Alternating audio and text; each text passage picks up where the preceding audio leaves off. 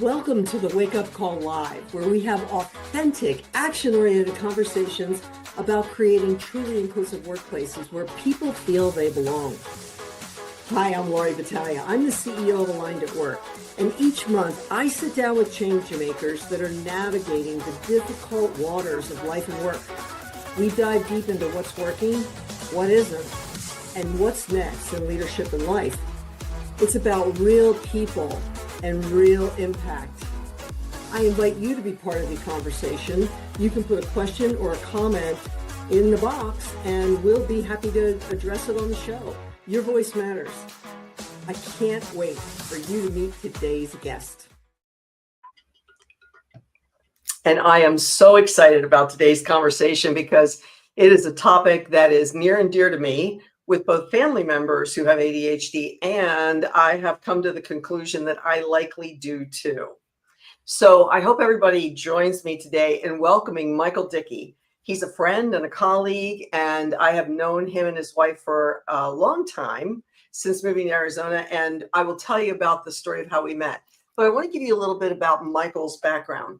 He is an ADHD strengths-based business coach and the founder of Flow State Executive Coaching. Michael helps entrepreneurs stop forcing themselves into systems that were never designed for their brains. Diagnosed with ADHD as an adult, Michael knows firsthand the lifelong cycle of guilt, shame, and burnout that comes from trying to follow neurotypical productivity rules. After years of coaching financial coaches and small business owners, he noticed a pattern. The people with ADHD were the ones experiencing the biggest breakthroughs.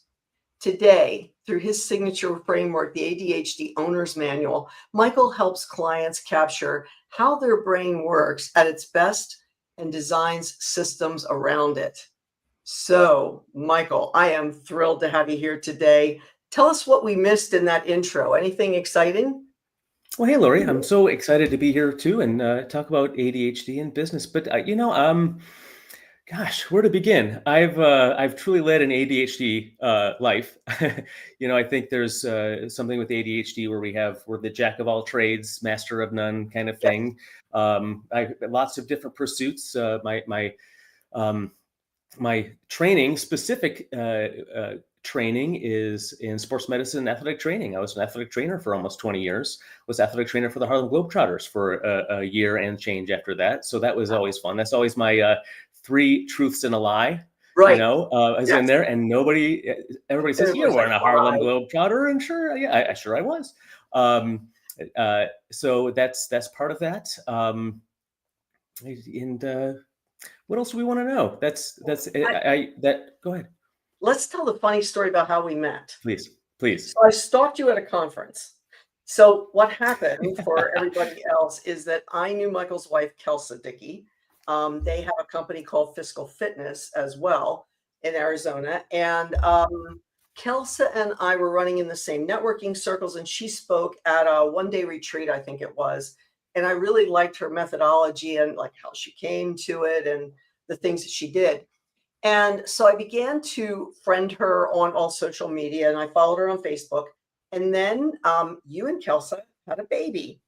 And when that baby was out there, Kolby, I think for about a year, put a picture a day up.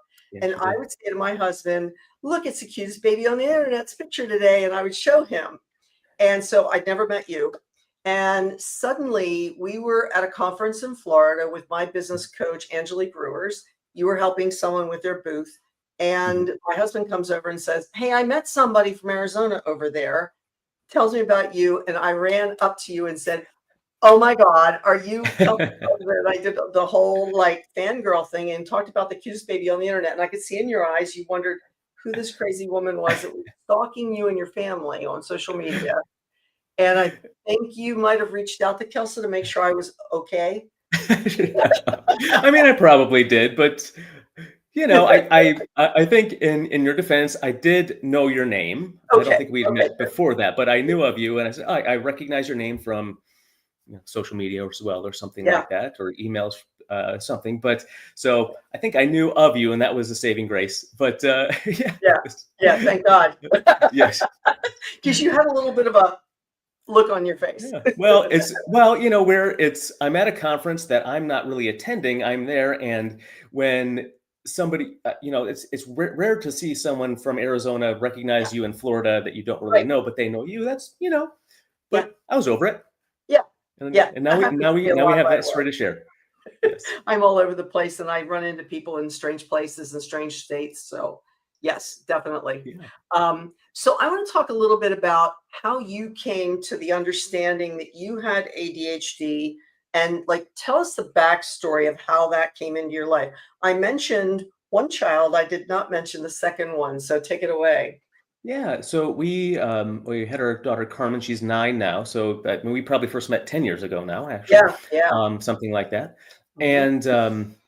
And we adopted our son Alex when he was 2, and they are both 9. They overlapped by 8 months, so Mhm. they're 8 months apart. And we noticed he was 2, and we noticed maybe when he was about 4, so pre-K age, that he couldn't focus on coloring for longer than a minute or two, or Mm. playing, or just really lack of focus.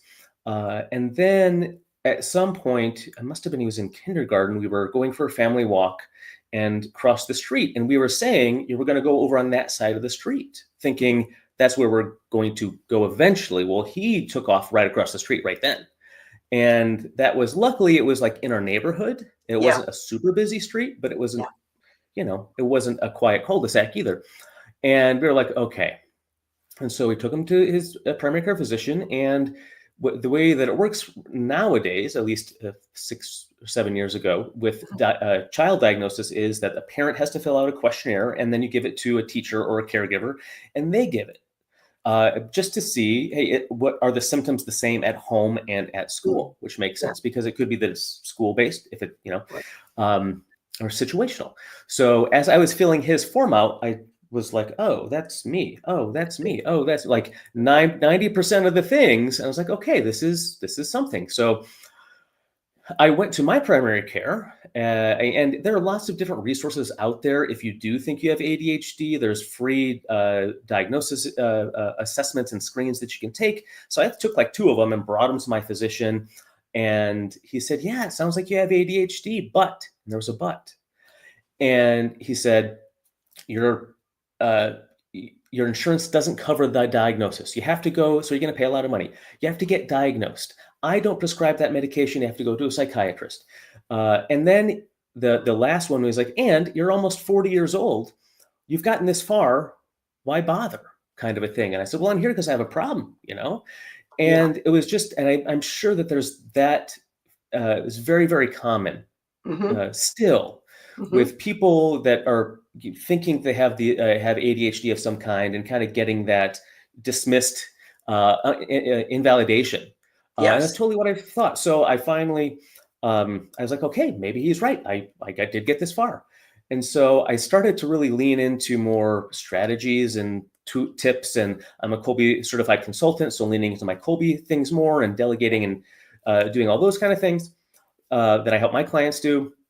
And I think I finally just said, oh no, this is what I did. Don't tell anybody, but I took one of Alex's pills when he Yeah. got a new dose.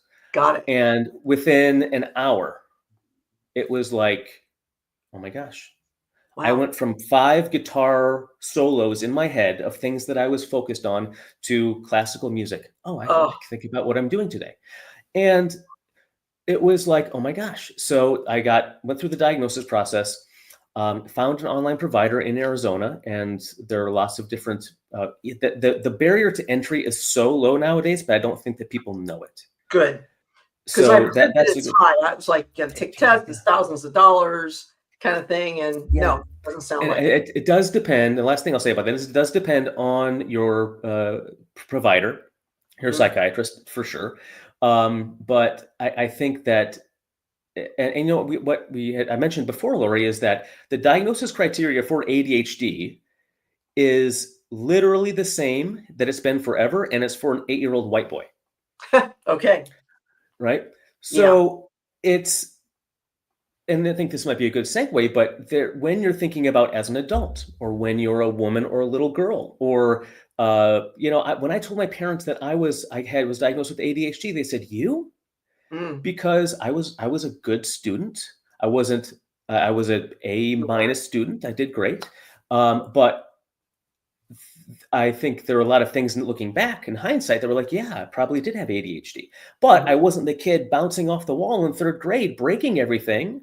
Mhm. And so I didn't have ADHD to people, right? Right. So that is all changing now. And, there's lots of controversy out there nowadays about why is there more ADHD? Why is there more ADHD? It's got to be these things. It's got to be We'll know what to these things. I'm call not it. even going to get into it. Yeah. But now there's better diagnosis tools and criteria. It provides a wider range of criteria. It's more of a spectrum now. Mhm. And people realize that it's not just hyperactivity, there's inattentiveness in there. So this kind of the ADD and ADHD is more combined. Mhm. So there's lots of things that we're on the precipice of kind of breaking through, hopefully, in realizing that this is something that people have. There are options and treatments medically and non-medically, and that it's not the stigma is the last kind of thing that's out there, Yeah. and we're trying to break through that as well.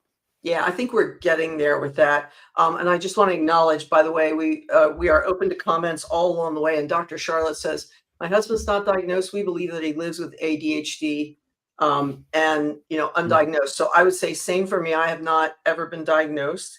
Um, my ex had it, and he was that kid that was like sitting up on Mm. the stove, turning on burners, things like that. He was that toddler, Yeah. or run right across the road or do something impulsive. And then my son has it to some extent and is an educator. So he has had the ability to see it and see the diagnoses. I also want to mention to everybody that you are not a therapist, you are not a psychiatrist, you are a Thank you. coach. So you are and a parent of a child who has it, and the child has it. So has it, I don't know if that's the right terminology to use, but Yeah. has been, has the symptoms of it. So, does it look different? As I began to hear more and more about it, and I would hear that as a woman in menopause, that it really, like that perimenopause, the time before, and then menopause and post-menopause is the actual thing. As a woman in that stage of life, it's harder to cover up all the things you've been able to keep the balls in the air and all that kind of stuff. But it's harder for me to do that now. And that's when I realized, oh my gosh, it's not just my ex, it's me too. Yeah. So, does it, from what you mentioned that the diagnosis was really based on an 8-year-old white boy. Hmm. Does it look different in women and men? And what can you tell us Yeah. about that? Yeah, absolutely. So with if we go back to, we'll start kind of what it looks like for younger girls as they're growing up, and you might probably resonate. This might resonate Yeah. with you a little bit, but they are not typically the hyperactive, the externalization of the symptoms. Mm-hmm. It's more of the internalization, and they're I'd say two major things is that they tend to be the daydreamers. Mm-hmm. Rather than in school, they're just staring out the window or doodling rather than focusing. But I would say that they're typically, this is maybe my generalization, but the better students as well. Mm-hmm. But Yeah. I think that has to be, and you think about this, and for other people with ADHD that have heard, you don't have ADHD, you were such a great student. Yeah. Well, we, as people with ADHD, as in younger, had to work 2, 3, 4 times harder than a neurotypical person to get that, to achieve those things as well. Mm-hmm. So that part of that is the masking. So there's Mm-hmm. the inattentiveness in little girls.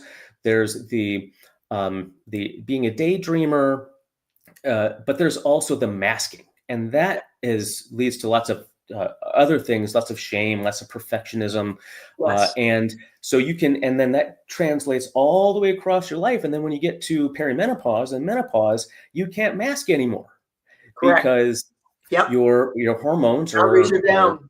are Yeah. down. Yeah, Can only do exactly, one thing exactly. now, not 10 things at a time. Yes, Yeah. exactly. So that definitely shows up as well, and then that's when you start to get more of a broader ADHD symptoms. Hmm.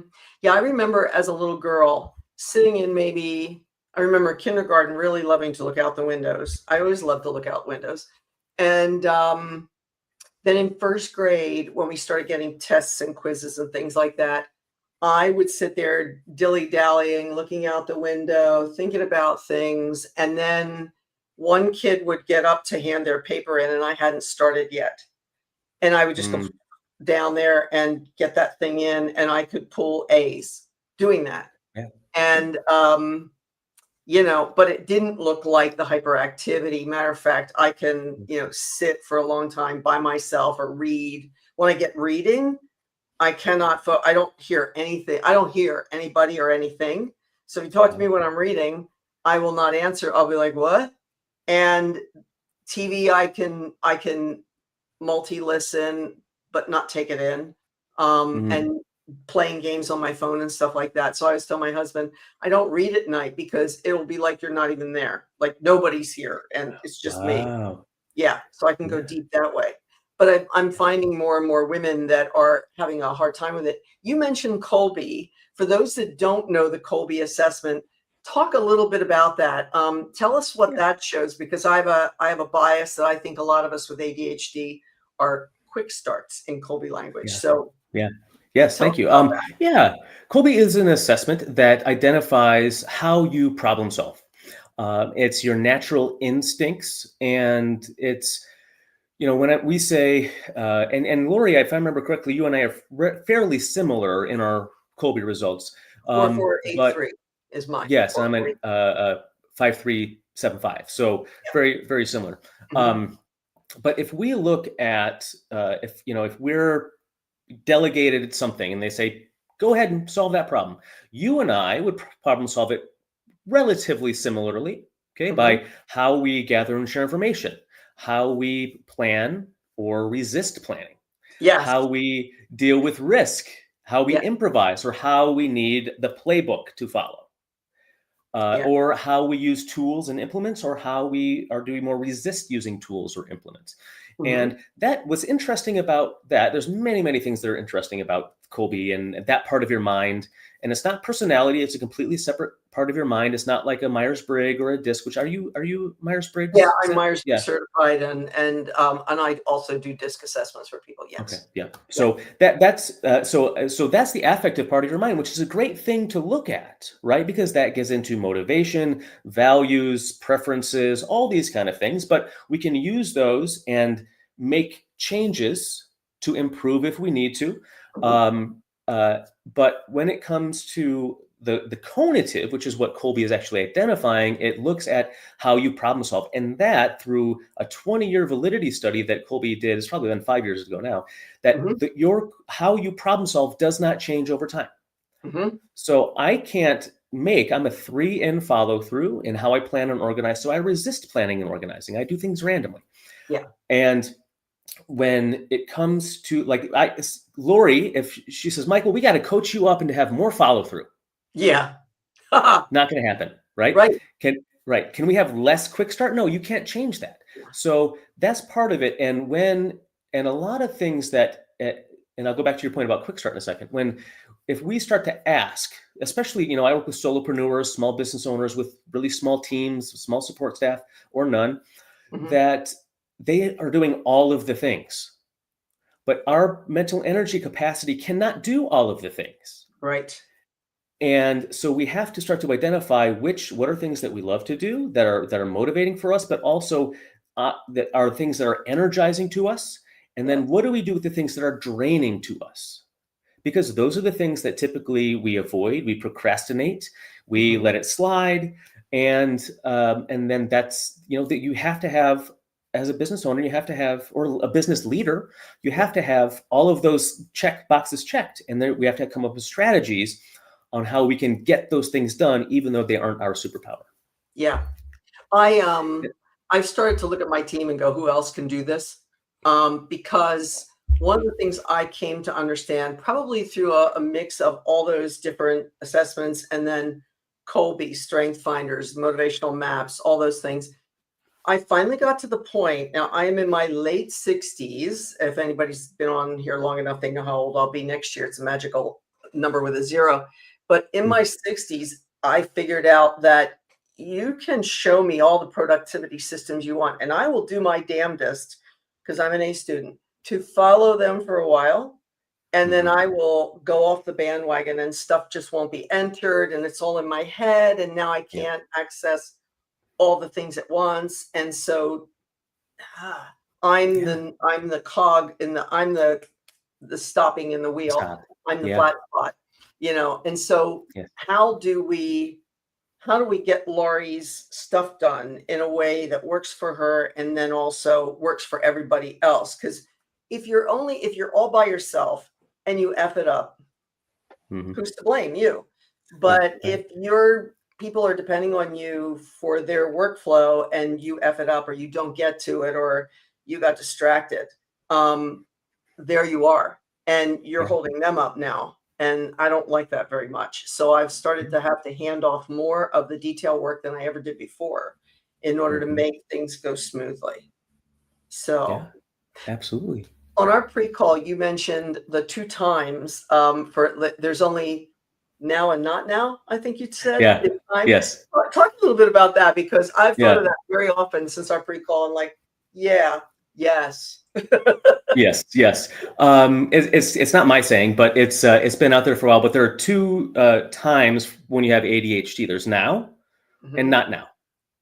And I really think that comes from that we really thrive on urgency. And so if something is urgent to us, mhm, we're going 100% full focus at it. If it's not urgent, out of sight, out of mind, it's gone.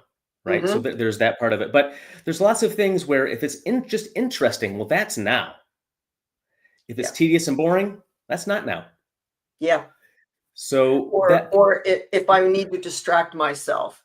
Like one way to Mhm. get a much Yes. hated task done is to find something I hate more and know that if I do the one that I just minorly hate that I really need to get done, it will get done because I'm avoiding this other thing. And I also got Yeah. written up and it wasn't written up in a bad way, but it just basically gave me grace by saying that I created my own urgency by letting things go to the very last minute and Mm-hmm. then powering through on the adrenaline rush, which is now fueled by black tea and caffeine.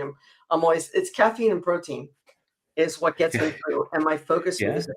Do you have Yeah. things that get you through that you can, and then I do want to talk about your coaching too, but Yeah. what works for you to like, okay, I got to get shit done. Get So, it done. Yeah. So yeah, I mean, there's lots of different things. I like to think of when if we can put things in tasks into maybe three different categories.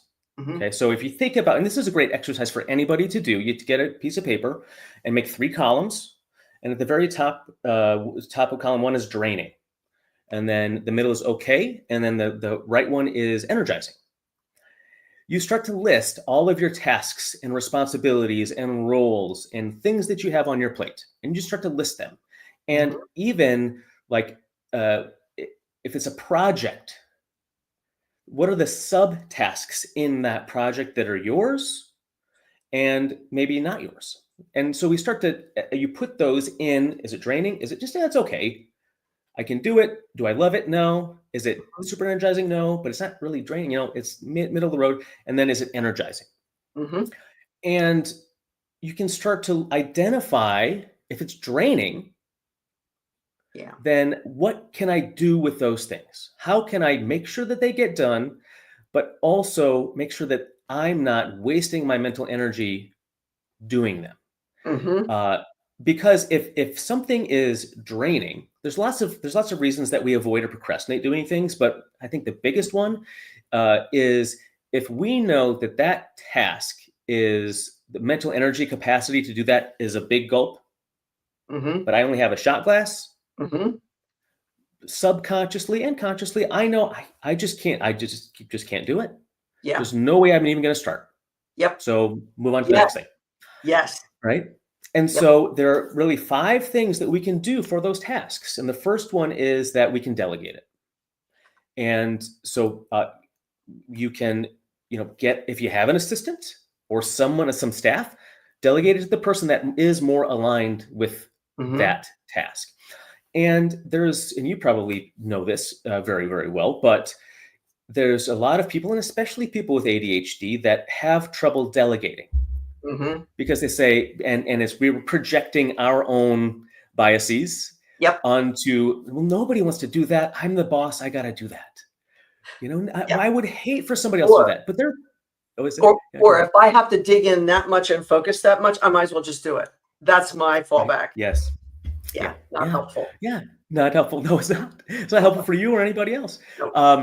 But but there are people that are weirdos that are out there that love the thing that you hate. Yes. Right. But that's their superpower. Right.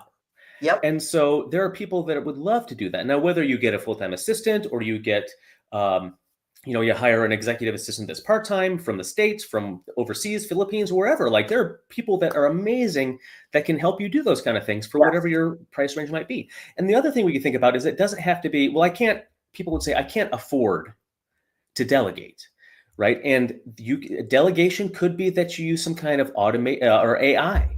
Yes. Or a software that is delegating your scheduling for you, right? If you're manually scheduling everything, you need to get a Calendly or a Draft or a free scheduling software or just Google Calendar now has ability to schedule and send somebody a link, get on my calendar, boom.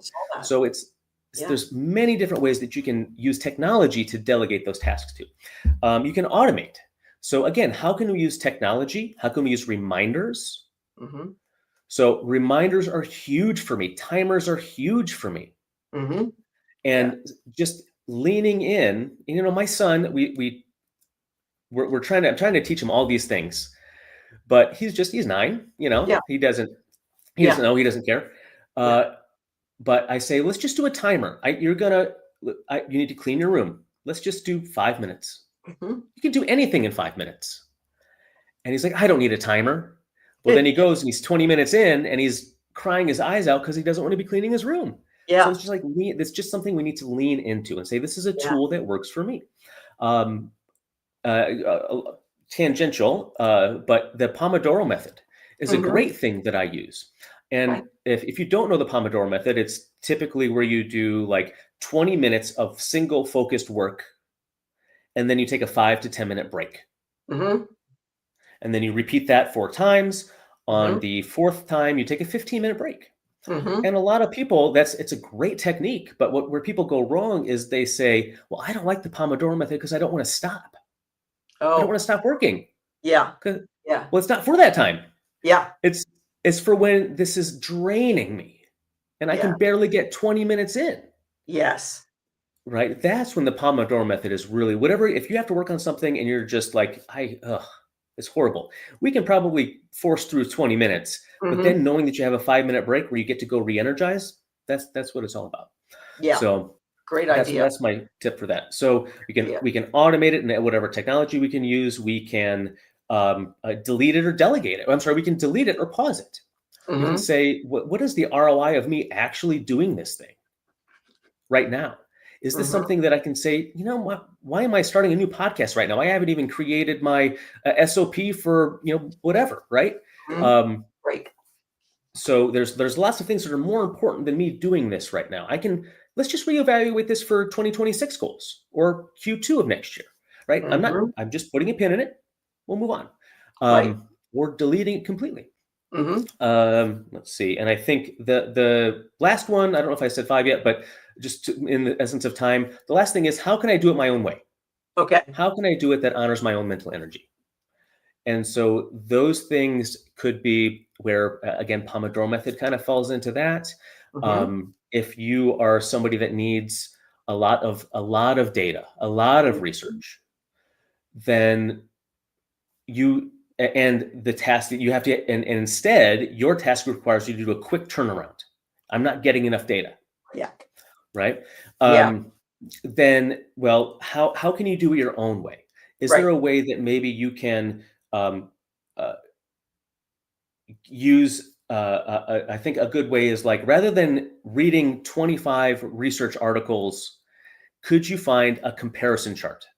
Oh, yeah. You know what I mean? Like, there are lots of, like, if I want to buy a new car, people will watch all of the videos and get all of the consumer reports and do all the things or maybe use ChatGPT to help me narrow things down and make a comparison list or pros and cons and all those kind of things. Yeah. Yeah. So let's see. Here's what I wrote down because I'm a writer at Downer as well Hmm, as I've always got my note taker going now because sometimes I just want to focus and not have to totally. write things down. So I Yeah. got delegate, automate, delete or pause, do it my own way. I missed Okay. one somewhere along And the there's way. one. Let's see. Delegate, delete or pause, Yeah. automate. Do it my Oh own my gosh, I'm way. having a Automate. brain fart, Lori.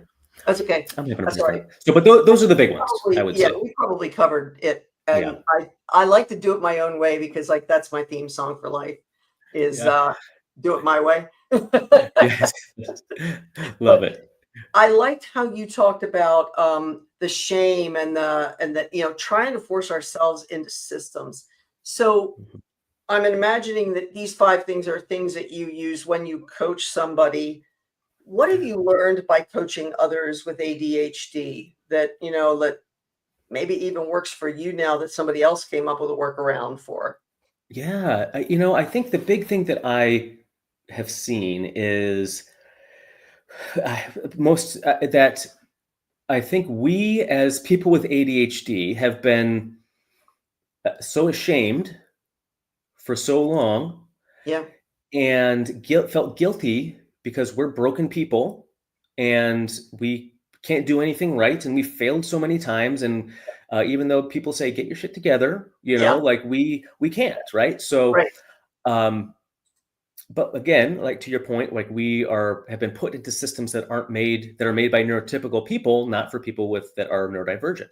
Yes. And so when somebody gets an adult diagnosis, they they don't realize how many other people have felt that way their whole entire life. Mhm. And you start sharing and hopefully between the conversations that I had over the past, Yeah. couple calls that you're like, "Oh my gosh, this is not just me. This is, Right. you know, and Right. when I start and hopefully for everybody watching and listening right now, you're like, "Oh my gosh, I didn't realize that anybody else did that same thing. That's crazy." So but there is definitely these patterns that we see, but it's the shame and the guilt that people uh, are getting validated on. It's the Yes. validation that I'm not alone. Yes. And when people first get diagnosed as an adult, there are two different reactions, two different paths they go, and they can kind of do both. But the Yeah. first one is that they say that there's that regret. Mm. It's Yeah. why didn't I know this when I was 9 or Yes. 5? Yes. How much further could I have gone? How much less shame would I have about myself? How much more would I like all of the things, right? Yes. So Yeah. there's that. And to them, it's not this simple, but you have to kind of have that mentality that this is the first day of the rest of your life, right? Now Yeah. you have answers. It's an answer, not an excuse, Mhm. right? So Mm. now we know that, hey, what are some things that can help us? And there's obviously medication, and the pills don't build skills. Mhm. Medication is great. It's super effective. It's super safe, but they don't build the skills that we need. So there's kind of a two-pronged approach. Mhm. So the second approach that people get is not, rather than the regret, it's the relief that there Mhm. is an answer, Yes. Yes. and you can move forward, and you can have a little bit of both of that. Yeah. So I think that is the biggest thing that I really want people that are adults that are kind of tiptoeing around diagnosis is that you're not alone.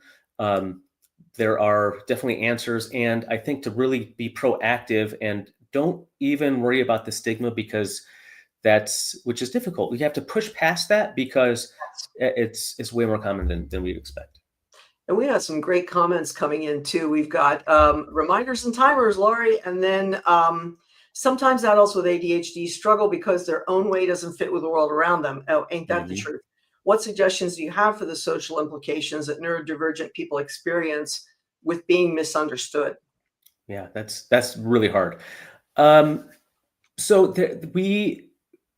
It's almost like, and without, real specifics, I could give more. So Melissa, if you have a specific example of like where that's shown up for you, I'd love to see that. But we have this framework that the society has put us in, this box, right? And we do have to find ways that work for us. And so that could show up as, if you're a solopreneur, I can do anything the way that I want, Right.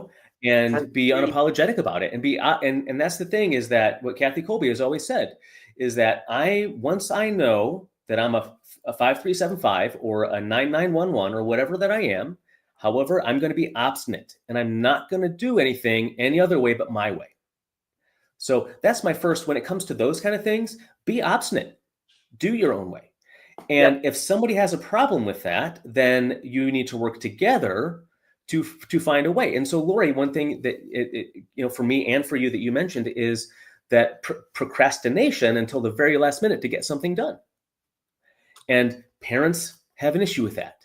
Teachers have an issue with that. Sometimes I would expect bosses and supervisors have an issue with that, right? Yeah. But if I'm getting it done, it's being turned in on time, and the quality of work is not suffering, who cares? Yeah. If you're a supervisor, you're turning in that work to somebody else, then they need to give you a deadline that is sooner than the actual deadline. Right? Because then they can review it or whatever, like they can review it, they can ask questions. So does that make sense? Yeah, I'm laughing because I've had people that try to mess with me because I will push to the very last second before I leave for something, and then pray to God I don't run into bad traffic or whatever. And I'm notorious for it. Unless I'm going like a speaking gig, then I'm there early, and preferably I stay at the place where the speaking gig is, so I can roll out of bed, get my breakfast, and go. But and so another thing, lost my train of thought there. But let me go to one of the comments. One of the comments says, I think that was the bullet you missed about adults with the ADHD struggle because their own way doesn't fit. That was probably your answer, was probably the fifth bullet. Sure. Okay, and somebody had asked for the Kolby assessment link, so we put that in the comments as well. Yes, and it's Kolbe is how you spell Kolby, Kolbe. Yeah, not like the cheese, Colby. Yes. Yeah. It's funny, if you live in Phoenix, you have a better expectation of knowing Kolby because they're around and out in the community and things like that. But I find that it's a wonderful assessment that is still not as mainstream as it should be, and has 100%. Been around for a long time. Long time. A lot of research. A lot of research behind it, and it's hard to describe how it impacts you until you get your results, and then you're like, oh my gosh, the validation is there, and then that it repeats itself, and you see the patterns.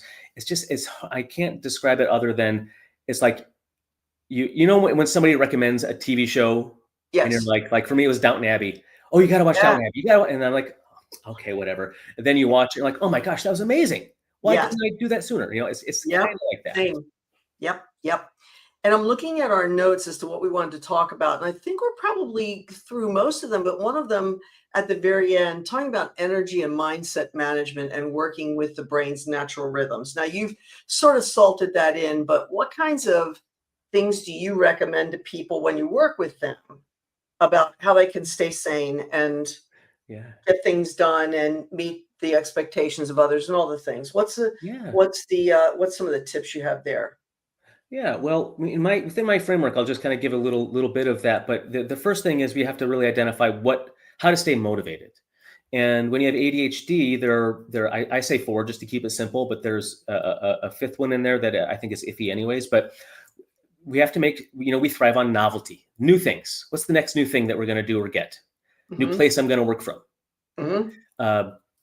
There is interest. Is this thing interesting to me or not?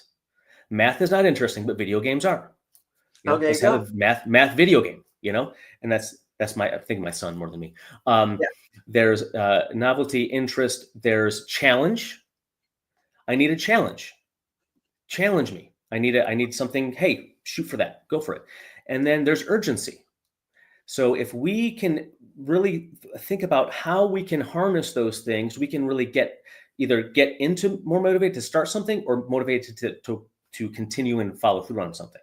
Yeah. Again, and then the next thing is your cognitive mind, which is kind of the Kolby of where our mental energy capacity is, and how is what we're doing aligned or misaligned with those.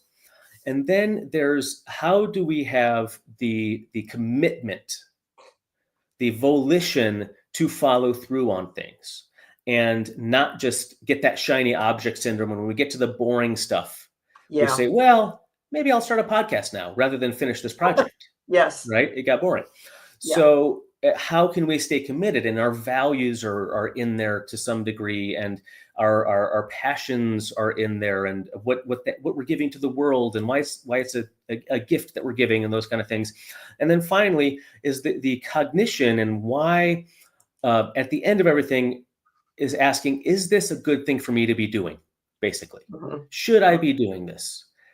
Problem solve through that and think through those kind of things. And so if we kind of get a harness on those, that's how you write your ADHD owner's manual is how do I get motivated?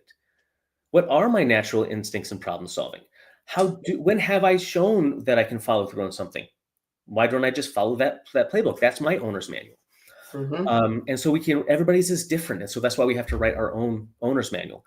Other things to think about when it kind of comes to energy and natural rhythms is when, I have a client, she works the best. She has the most mental energy at like midnight to 2 a.m. 10 to 12. Yeah.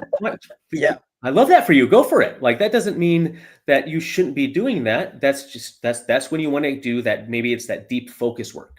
Yep. That's when you got to do that deep focus work. And breaking your weeks up by energy. And if you are, when I work with small business owners, I would say first of all, and this is kind of a Dan Sullivan thing, but when are you going to, first of all, have time for you to have a brain reset, re-energize, do that ideation, not focus on work? And maybe you have every other Friday off. Maybe that's when you take vacations, right? That's that personal work-life balance time. When am I going to focus on things that are going to grow my business? Maybe that's Mondays and Tuesdays. Yeah.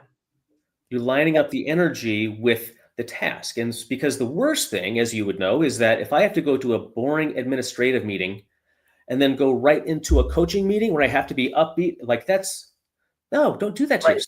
Don't do that to yourself. You can schedule those on separate days. Right. And thinking about the timing of if it's for me, first thing in the morning. That's when I can do deep focus work. After that, afternoon, when the kids get home, done. So really think about the timing, I think, is the other things, and everybody's different. So lean into that. Yeah. I hang out with a lot of morning people, but I don't really understand that world. They don't really understand me because they're in bed by 9, like my husband is. And then some nights it's like 10 to midnight. And sometimes by 2, I have to say to myself, you need to go to bed because you have an early meeting tomorrow. So I think sometimes I have an overdependence on caffeine, in black tea, to get me like powered up and going. But I also realized with my coach that I need to build in some breathing room during the day. And I tend to do a lot of like personal kinds of things, manicures, things like that during the day, knowing that I'm either going to use time on a weekend or I'm going to use nighttime to catch up on things. I try not to send out too many, like sometimes the later it is, you need to not be doing emails at that time simply because your mind is not as crisp as it is first thing in the morning for things. Sure. But I can get a lot of project type of work done. I'm seeing in the comments that we do have a specific situation from Melissa. To answer your question, I don't think anything specifically, but I hear from adults with ADHD that because they demonstrate behaviors that are not expected or neurotypical, feeling like they're on an island in a workplace, yes, can sometimes result in being excluded from meetings, social events. It seems this could lead neurodivergent people to develop a desire to run their own business versus being part of an organization. Yeah, we are not kind in a lot of cases to neurotypical people at work. No. Like they don't fit the box, so they don't fit the culture. They can't keep up. There's something off. There's all kinds of labels for that. And I, for one, am glad that we are beginning to understand all the things that can be going on in here for somebody, or in here for somebody, that we could be a little bit more understanding of or curious about, rather than judgmental.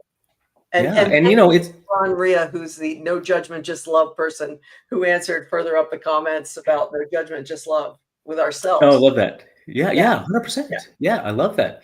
Yeah, and especially in the workplace, Melissa, you're definitely right. And I have a good friend, colleague, ADHD coach Ryan Mayer, who he's big, and he's in the workplace space for ADHD and training and compliance and aligning what works for people with ADHD and how to be a better supervisor for those kind of people.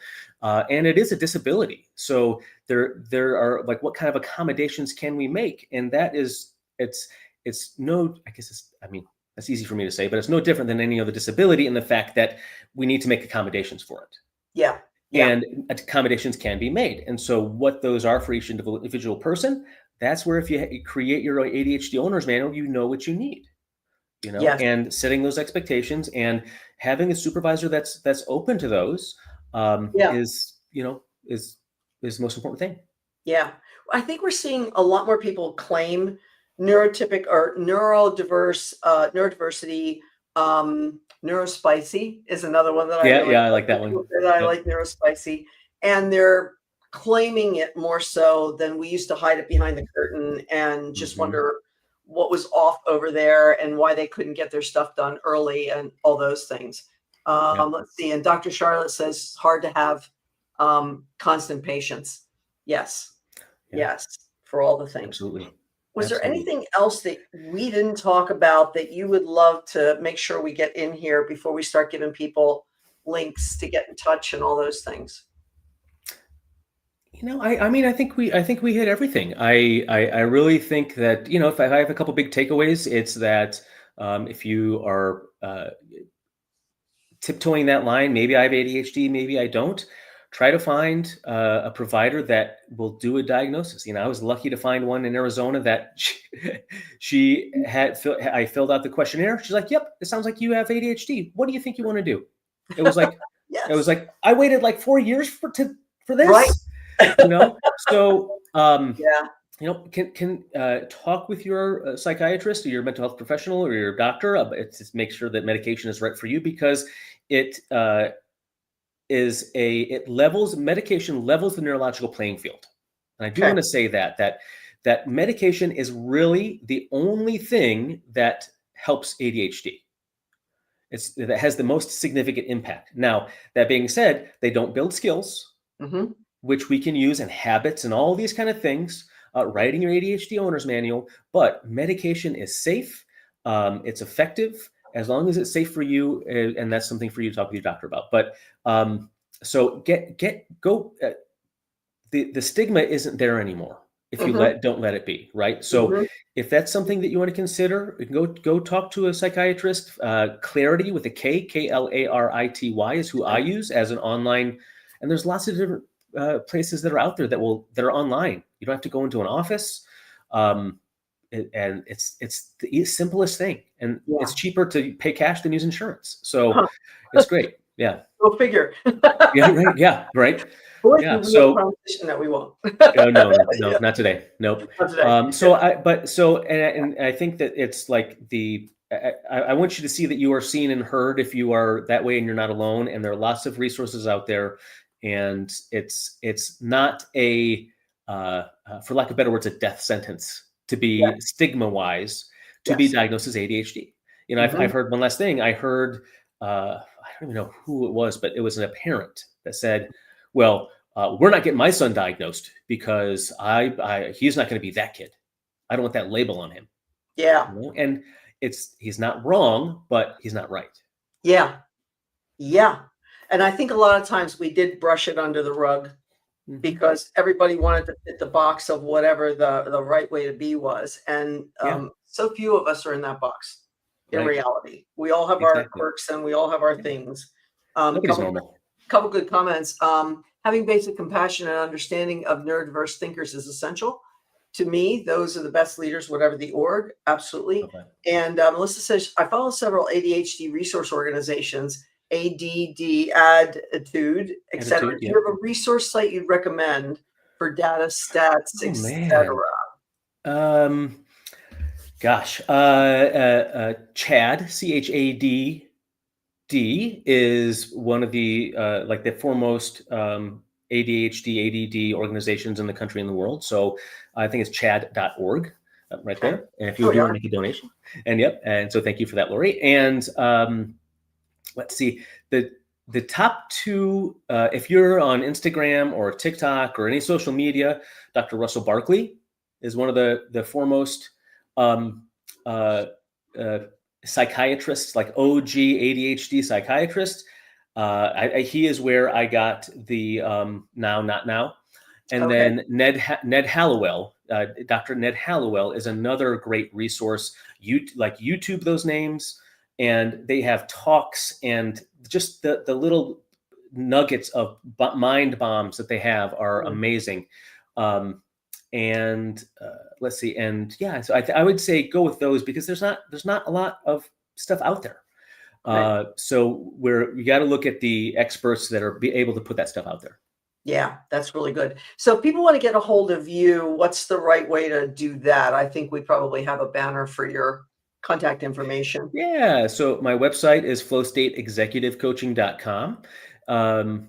And I'm on Instagram somewhat, not my favorite thing to do, but I'm on there every once in a while. I'm on LinkedIn, that's for sure. So say hello to me and connect with me on LinkedIn. And my email is just michael@flowstateexecutivecoaching.com. If you have questions, I offer a free initial consultation if you just want to talk or have some strategy and really kind of do an audit of your business and where you can make some quick tweaks and strategies for you. That's awesome. Okay. Well, I think I've got everything that we wanted to talk about. And thank you, Melissa. We've had a good time having this conversation. And Fawn in the background doing all these banners and things will be putting all the links, there they go, into the comments.